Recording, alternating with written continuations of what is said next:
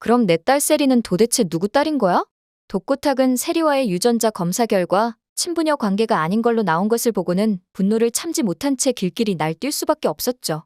오광수가 아내 장미애의 친아들이라는 믿을 수 없는 소식을 듣고 난 뒤에 혹시나 하면서 세리와의 유전자 검사를 실시해봤는데 아니나 다를까 세리마저 자신의 친딸이 아닌 거였습니다. 하지만 유전자 검사 결과지를 받아든 독고탁은 엉뚱한 데 꽂혀서 더 화를 내기 시작을 했죠. 분노로 인해 개거품까지 문 독고탁은 장미애의 멱살을 붙잡으면서 말하길 평생 세리가 내 친딸이라고 믿고 살았는데 이제 와서 이 세상에 내 친핏줄 하나 없다는 것을 알게 된 이 기분 얼마나 더러운지 당신이 알기나 해? 나를 평생 속인 당신도 용서 못하지만 난 세리 친부가 도대체 누구인지 그것부터 반드시 밝혀내야겠어. 내가 지옥 끝까지 쫓아가서라도 그놈 멱살 잡고 지옥불 아래로 떨어뜨릴 테니까. 그러니까 당신 제발 바른 대로 말해. 도대체 그 새끼가 어떤 새끼인지 솔직히 말해. 안 그러면 오늘 당신이랑 나 같이 저 세상 가는 거야. 그러자 장미애가 손을 싹싹 빌며 울기 시작했고 이제 와서 그걸 밝혀봤자 뭐하냐고 말을 했죠. 장미애는 자기가 모든 재산과 권리를 포기하고 이 집을 나갈 테니 제발 세리만은 걷어달라고 울며불며 사정을 하기 시작했어요. 그러자 독고탁이 콧방귀를 뀌며 말하길 뭐? 지금 세리를 우리 집에 두라고. 그게 말인지 방군지 당신 미친 거 아냐? 세리가 누구 씨앗인 줄 알고 내가 우리 집에다가 세리를 둬? 당신이랑 세리랑 둘이서 같이 손을 잡고 진짜 아빠를 찾아가든지 말든지 해. 대신 그놈이 누군지는 반드시 말해주고. 장미애는 독고탁의 분노를 느끼면서 자기가 생각해도 이 상황에서 세리를 친딸로 여겨달라고 말을 하는 거는 양심이 없다는 생각이 들기도 했습니다. 그렇다고 해서 지금 모든 재산과 권리를 포기하고 이 집에서 나가는 것도 억울하다는 생각이 들었어요. 그렇기에 장미애는 오히려 뻔뻔하게 나가기로 마음을 먹고 독고탁과 대등하게 싸우기 시작했죠. 그래요. 당신 화난 거 이해해요. 당신이 모르는 아들이 있었다는 것도 그리고 당신 딸인 줄 알고 키운 세리가 당신 딸이 아니란 사실도 충격적일 거예요. 하지만 까놓고 말해서 우리 회사 세우는데 결정적인 공을 세운 건 바로 나잖아요. 술도가의 주조 기술을 빼와서 신라주조 세우는데 공을 세운 건 바로 나라고요. 신라주조의 지분과 권한이 내가 당신보다 많으면 많았지 적다고 생각 안 해요. 그러니까 어차피 세리 안 걷어줄 거면 내가 세리 데리고 이 집 나갈게요. 대신에 내 권리는 똑똑히 반반으로 나눠줘요. 이것만 해도 나는 양보 많이 했다고 생각해요. 그러던 중 2층에서 우연히 이 이야기를 듣고 있던 독고세리가 다리를 비틀거리며 1층으로 내려왔어요. 양쪽 눈에 눈물을 펑펑 흘리며 말을 하길 엄마, 아빠 도대체 이게 무슨 말이에요? 내가 아빠 딸이 아니라는 게 사실이에요? 엄마, 그럼 나는 도대체 누구 딸이에요? 지금이라도 제발 저한테는 사실을 말해주세요. 독고세리가 친아빠에 대해 묻자 독고탁은 그럴 줄 알았다는 듯이 말하길 그래, 이거 봐라 이거 봐. 평생 내가 헌신하며 키워왔더니 이제 바로 지 아빠부터 찾는 거야? 이런 걸 딸이라고 키워왔으니 내가 정말 한심하기 짝이 없는 놈이지. 이런 애랑 평생을 나를 속여온 당신한테 신라주조의 지분과 재산의 반을 달라니 절대 그럴 일은 없으니까 둘 다 나가. 독고탁은 여기까지 말을 해놓고는 아차 싶었습니다. 두 사람에게 모진 말을 한 게 미안한 게 아니라 이대로 장미애와 독고세리가 집을 나가버리면 자기를 기만한 장미애의 과거 남자의 정체를 평생 알 수 없게 될 거란 생각 때문이었지요. 독고탁은 집을 나가려는 장미애를 붙잡고 방으로 다시 들어와 보라고 했어요. 그리고 거짓 유혹을 하기 시작했죠. 당신, 지금 당신 귀책 사유 때문에 이혼 소송에도 불리한 거 알고 있지? 그러니까 돈 조금이라도 받으려면 지금이라도 내 말 잘 들어. 세리 친부가 누군지만 알려줘. 그러면 당신이랑 세리 기반 잡고 사는데 아무런 어려움 없이 도와주도록 할 테니까. 장미애는 세리의 친부가 누구인지 절대 말을 하지 않을 생각이었지만 현실적으로 자신의 귀책 사유가 너무 커서 이대로 나가면 세리와 자신이 살 집 하나 구하기조차 버겁다는 현실적인 문제를 외면할 수 없었죠. 그렇게 장미애는 아주 어렵게 입을 뗐으니 그게 말이에요. 사실 술도가에서 까지만 이야기를 했을 때 독고세리가 방문을 열고 들어왔어요. 그리고 독고탁과 장미애 모두에게 말했죠. 저 때문에 두 분 헤어지지 마세요. 저만 나가면 다 해결될 문제잖아요. 그동안 키워주시고 공부 가르쳐주신 것만 해도 저분에 넘치게 감사할 뿐이에요. 그러니까 두 분 헤어지지 마시고 같이 사세요. 장미애는 독고세리의 성숙한 말에 미안한 마음이 솟구쳐 올랐죠. 세리야, 이 엄마가 잘못했다. 내가 너한테 아주 큰 잘못을 했어. 하지만 냉혈한 같은 독고탁은 그 말을 듣고도 전혀 흔들림 없이 냉정하게 말을 하길 세리 네가 뭘 착각하나 본데 너 나가는 것도 당연한 거고 내 엄마가 이 집에서 나가는 것도 당연한 거야. 난 너 꼴 보기 싫은 것만큼 내 엄마도 아주 꼴 보기가 싫단 말이다. 평생 너네 둘을 가족이라고 생각하고 살았다니 내 인생을 사기당한 거라고 이건. 도대체 나는 이제 어떻게 살면 좋으냐. 장미애는 아무 잘못 없는 독고세리에게마저 폭언을 퍼붓는 독고탁을 용서할 수 없었고 그냥 독고세리의 손을 잡고 집을 나왔습니다. 그런데 막상 집을 나온 장미애는 갈 곳이 한 군데도 없는 걸 깨달았어요.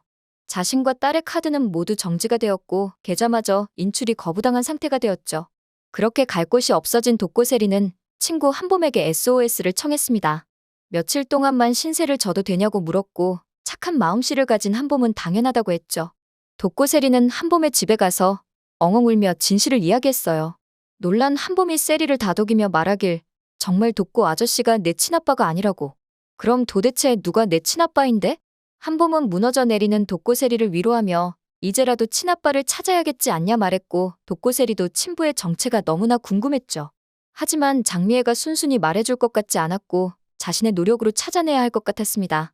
한편 두 사람이 집을 나가고 나서 독고탁은 침대에 누워 천장을 보며 장미애의 말을 곱씹어보며 혼잣말하길 아까 세리 친아빠 말해달라고 했을 때 분명히 술도가 이야기를 꺼냈어. 그럼 술도가 사람 중 하나라는 이야긴데 독수리 오영재는 아들뻘이니 가능하지가 않고 돌아가신 사장님도 그럴 분이 아니고 연령대가 아내랑 비슷하면서도 결혼을 안 한 사람을 찾아보면 술도가에는 고자동 이 인간 하나밖에 없는데. 독고탁은 생각이 여기까지 미치게 되고 생각은 꼬리에 꼬리를 물고 물어서 고자동이 친부라고 확신하는 지경에 이르렀죠. 그렇게 고자동을 향해 이를 갈던 독고탁은 또 한 번 술도가로 찾아가 난리를 치고야 말았습니다. 야, 고자동 너 이리 와.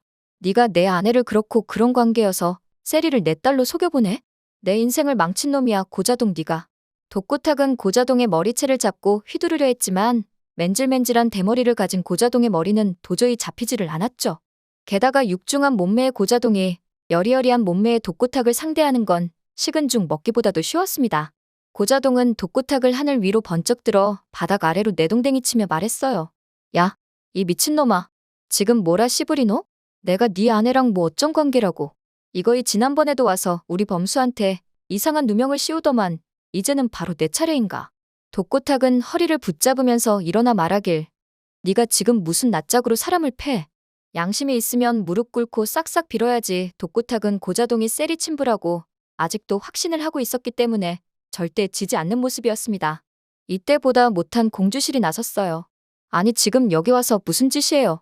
우리 공장장님이 얼마나 훌륭한 분인데 그런 일로 모함을 하시는 거냐고요. 세리가 친딸로 의심이 된다면 둘이 유전자 검사해보면 될 거 아니에요. 그런 간단한 방법을 두고 왜 행패를 부리세요? 정말 어이가 없습니다. 어이가. 고자동은 공주실의 말을 듣고 고개를 끄덕였고 역시 배운 사람은 다르다며 축혀 세워줬어요. 공주실은 역시 나는 똑똑해란 생각이 들어 고자동을 향해 빙그레 미소 지어 보였죠.